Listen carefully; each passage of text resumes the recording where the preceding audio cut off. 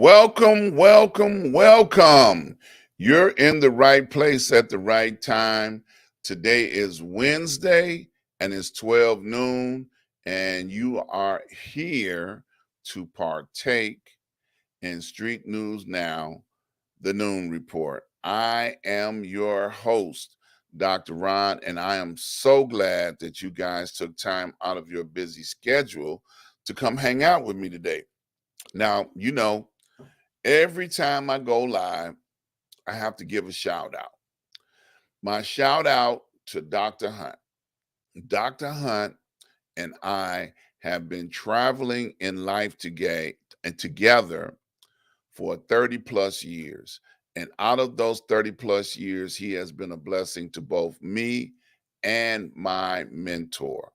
And I talk about this in case you're wondering so much is because I want to encourage you to get a mentor, somebody that can help you navigate through life and be a blessing to you as well as you're a blessing to them. So consider this. If you've got somebody that you have as a mentor, you know that you get the best of everything, information, prayers, blessings that come your way. So get a mentor and then get a show so you can shout your mentor out. So on today, we've got a few things to talk about. The first thing I want to talk about is Country Club Hills. Country Club Hills is still haven't got the message. They're still trying to be an entertainment entity, which is not the assigned duty of a government. They have a mayor and a city manager that is so wrapped up with trying to promote and do things of a entertainment entity that the duties and responsibilities that they were elected to do or hired to do is falling short. And it's a terrible thing because, Country Club Hills is not a very big city. It's not.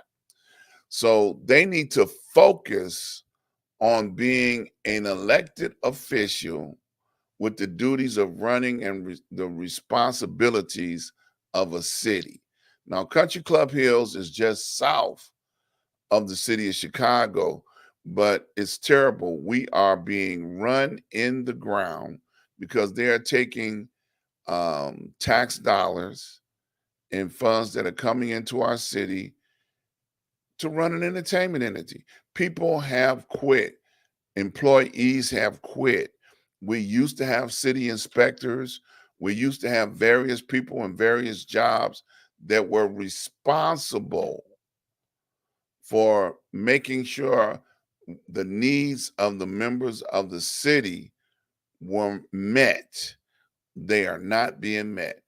So if you or anybody you know live in this city, tell them make a call and tell them do their job, the one that they were elected to do, which is take care of the needs of the city, the members of the city, the tax-paying members of the city. We are being forsaken by the mayor and by the mayor's city manager. So I'm going to keep talking about it until things get better. I hope you don't get bored with me talking about it, but the facts are the facts. And if the mayor would like to come on and challenge me, I invite him to come meet me right here on Street News Now and tell me all that he is doing for the good of the city. Okay? So I encourage you, if you know the mayor, tell him, yeah, Dr. Ron says so. You ain't doing your job. Get on your JOB. Okay? Now, the second thing I'd like to talk about, now I was talking to somebody earlier about the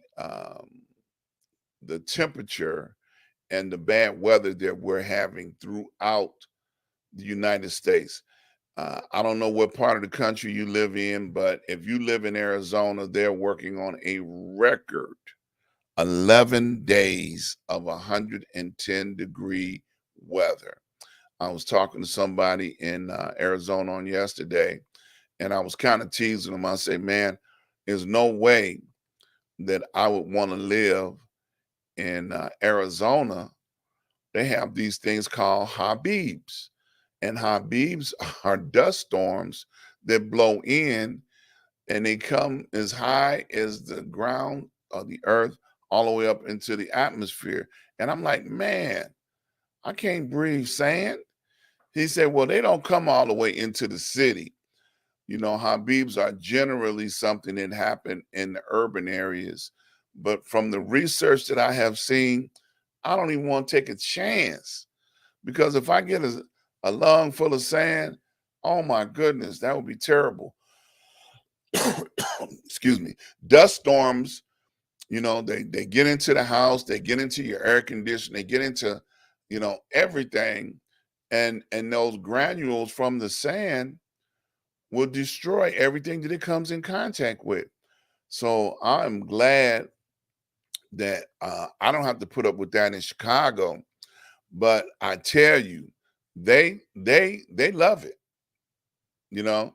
And now they're going through, due to global warming, and extreme heat for record days, 11 days. And we don't know how long this record heat is going to continue to go. Somebody was saying, I talking to earlier, they said they always have bad weather in Arizona to that degree. Summertimes are always 100 degrees plus. Well, they must love it. And I, you know, hey, but I know due to global warming, it has got to be even worse now than ever before. While we're talking about weather, I want to talk about the flooding in Chicago. Chicago has been getting pounded since the July 4th weekend with floods in certain parts of the community. And they have been protesting and complaining and trying to get the city officials to show some consideration for the flooding, the mass flooding that have taken place on the west side. Now, it's crazy that the most underserved communities in the city of Chicago are now being affected by natural disaster. And they have been reporting that many of the insurance companies that cover those residents, whether they be tenants in homes or apartments or basement units, the insurance company has denied their claims. They said, oh, no, we can't help you. And that's, you know, to me, um, poor service. You know, you pay your money expecting them to be there for you no matter what your disaster, whether it be a fire, flood, no matter what it is. You want your insurance company to be there to honor your claims, to help you replace your losses, to help you in case you cannot live there, to put you up in a hotel. That's the reason why you pay insurance, you know. And I'm sure many of them, because they've suffered through floods before, had flood insurance, but I'm sure many of them didn't. So now it falls on the city. They have had press conferences. LaShawn Ford, Representative LaShawn Ford, who covers the district on the west side, has said to many of the people in a press conference that they are looking for the state to pick up some of the slack and declare the national emergency or the national disaster. And in the meantime, while that's being processed, they were saying that the city and the state both have rainy day funds. Let's use the rainy day funds for this type of situation. Now, how did we get to this point? We have the Water Reclamation District in the city of Chicago, that one of the things that they do is when we have situations like that, the sewer systems can't handle that much rain that fast. And then there's even today more rain. So we have city street flooding, and these things go directly into people's, you know, below ground residence. but it's the job of the water reclamation department to be able to pull that switch and open the canal to allow this water to flood into the lake, into the river, to be able to keep it from back flushing into people's houses. Because one of the things that happens when it goes into people's houses, we get all sorts of furniture, belongings, things get flooded out. So they used to have situations where certain parts of the communities in Chicago would have sewer blocks. And the reason why I know so much about this because I used to live in a basement apartment, and once I got out of there, I was like, nope, not gonna happen again. But sewer blocks keep the water from over flooding back up into your unit. And if your street or your house doesn't have sewer blocks on it, then you're going to get flooded because when that overflow of water, too much water coming into the system so fast, it's got to go somewhere. So it floods back into people's homes and causes, disasters the way that we're suffering. So now we're having great floods in the city of Chicago, in the communities. The mayor, once again, being hit with something that happened, a natural disaster happening so fast, and he's still within his first 100 days or so.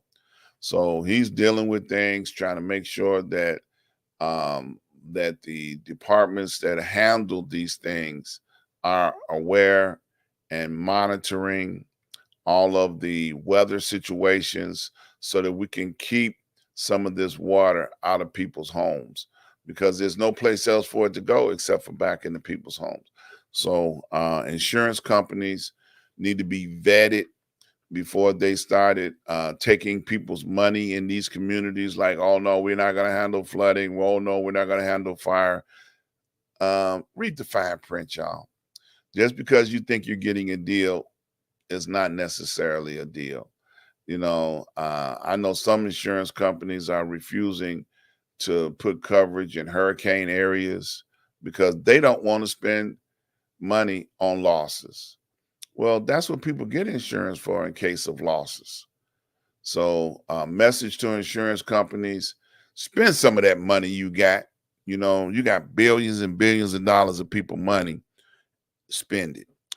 The next topic I want to talk about is Trump. Trump is always winds up in my conversations. Trump's attorneys are now trying to petition the court to ask them to um, postpone. That's the word I'm looking for. They're trying to postpone the trial indefinitely for Donald Trump. Well, let's look at that. Let's evaluate that for a little bit. So he's scheduled to go to trial. They can probably delay it a little bit, but by being scheduled to go to trial, they want to do just that. He opted to go to trial. Let's go to trial. So he feels like if he stays in the race for president, then when the trial comes around, if he's elected president, or if he's the nominee to become president, then he can dismiss the charges because he can instruct the court, well, no, I'm president now. Y'all can't prosecute me. So we put everything on hold. Now, it's interesting, on this past week, they found a clip, from Donald Trump talking about Hillary Clinton and the possibility of her being under investigation about those servers that she had that were under her watch care and not under the proper people, that safeguard top secret information. So he was pressing and pressing and pressing, trying to get Hillary Clinton persecuted, arrested. Basically, after the Department of Justice got through checking things out, they gave her a slap on the wrist. It's like, yeah, it may not have been the smartest thing to do with such information, but it wasn't something that was worth prosecuting. So he was giving his commentary about this scenario, that if Hillary Clinton became president, then that it would create a constitutional nightmare. So now here we are, fast forward into time, and Donald Trump has got the same scenario. He was speaking about himself all along. So if Donald Trump becomes president, it creates a constitutional nightmare, because no president needs to be under 4 indictments and or 4 prosecutions at the time that he's running for president. Now, we all know that Donald Trump, is trying to run for president to try and evade some of these prosecutions. The um, grand jury is now convened for Georgia, which are state charges against him, trying to tell the election officials in Georgia to find 3,000 votes or 6,000 votes or whatever he needed in order to win the state of Georgia. And they got it all on tape. So that is something that's being presented to the grand jury again, to present charges between now and next month in August. So he got that. He's got the January 6th grand jury that's looking at his involvement with the attack on the Capitol. One of these grand juries is going to start trial right away. He's not going to be able to push back every single one of these trials. And I think the perp walk that he's doing every now and then is beginning to affect people that follow him. I remember he was in Scotland, and he lost a civil suit for sexual harassment against that young lady. And his attitude was, they should have never been able to bring charges against me. I'll dare them. Like he really does think that he is the Teflon Don. And I just laugh because, boy, like they say, they all fall down. I want to talk about Putin. This is something that's in the mainstream media right now. Putin made this big fuss over the general that was on his way to overthrow the government a couple of weeks ago. So now the general, after Putin declared that he was going to punish him, he was going to not be able to, be free because I'm going to, make him pay for threatening to overthrow. And he went right up to him. Now, the thug thing to do. Now, you got to look at it like this. The thug thing to do, if somebody threaten you, you go see them.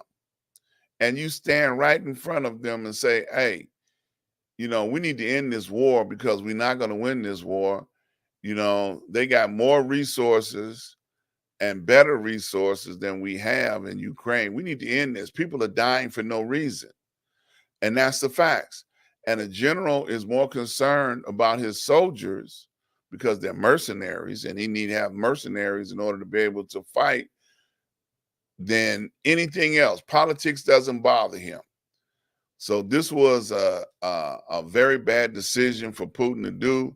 And now he's being confronted by one of the top mercenaries in that country. So Putin is in trouble. He is in trouble and in question about the things that he decided to do as the supreme being and supreme leader.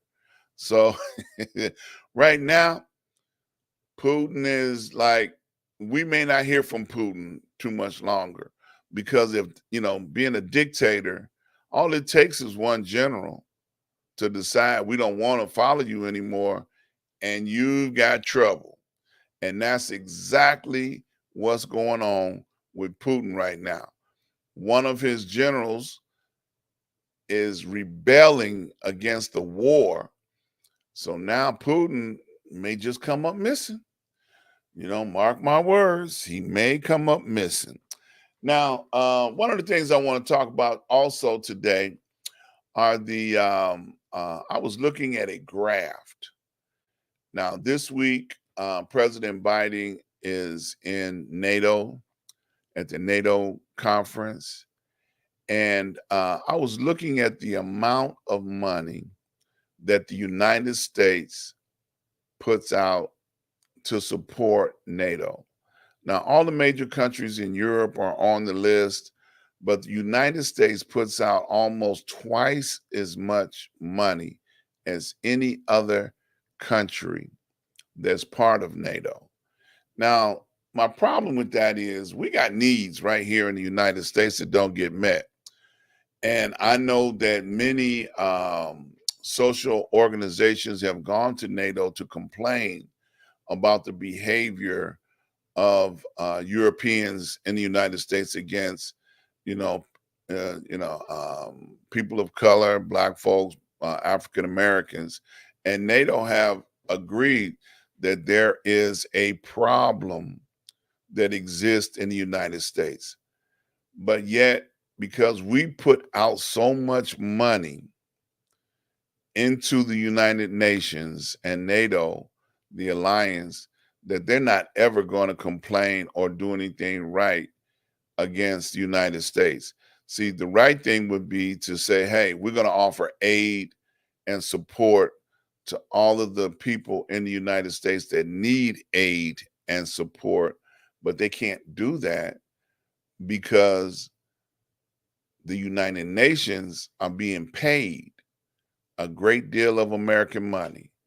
And it's unbelievable. I don't understand why the United States feels the need to put out as much. If anything, then it should be a fair contribution from all of the European alliances to be able to support what's going on with NATO. Not 2-1 or 10-1 in favor of the United States on what we donate and what we give. We need to rethink this. Now, somebody told me this, my fearless leader earlier, Mr. Lee. I was talking to him right before the show, and he was saying I was sounding like Donald Trump about complaining about the amount of money that's being given to NATO. Well, if I am, it's the facts. You look at the numbers. We don't control NATO. We're just a member of NATO. And why are we spending more than anybody else that are members as well?